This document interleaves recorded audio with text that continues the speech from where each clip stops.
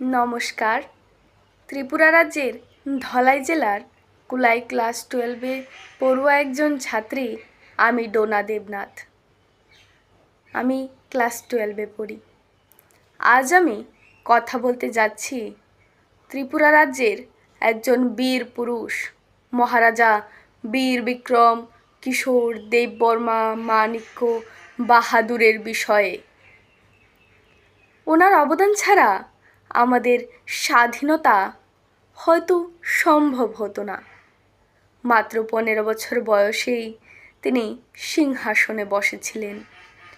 ছোট বয়সেই তিনি বুঝতে পেরেছিলেন রাজা হওয়া মানে শুধুই রাজত্ব নয়, দায়িত্ব।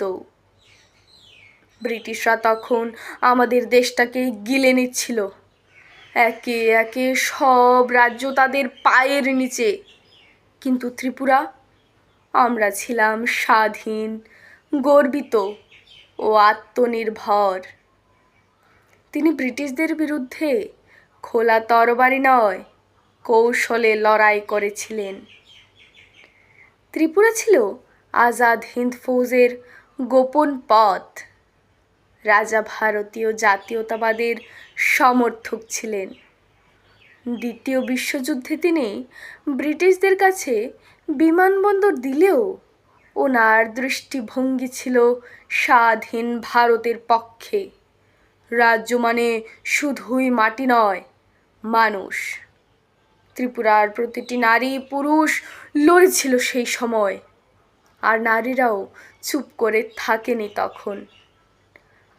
নারীরা তখন গঠন করেছিল মহিলা সেবা সমিতি।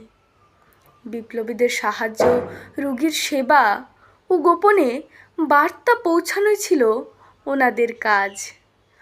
অনেক রাজবাড়ির নারীরাও তখন রক্ত দিয়েছিল দেশকে।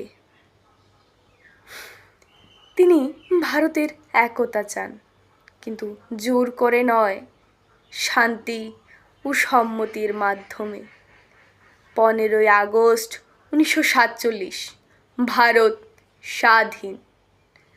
17ই মে 1947 রাজা হঠাৎ মৃত্যুবরণ করেন।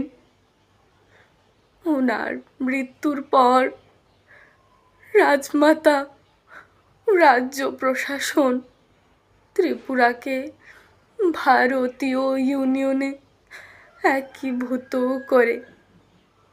তিনি আমাদের গর্ব, রাজা অথচ সবার সেবক। তিনি আমাদের মাটিকে স্বাধীনতার কোলে তুলে দিয়েছিলেন। এর থেকে আমরা জানতে পারি আমাদের ত্রিপুরা কেবল পাহাড়, ঝর্ণা, উৎসবের রাজ্য নয়, এ এক ত্যাগের, সাহসের, গৌরবের নাম ত্রিপুরা।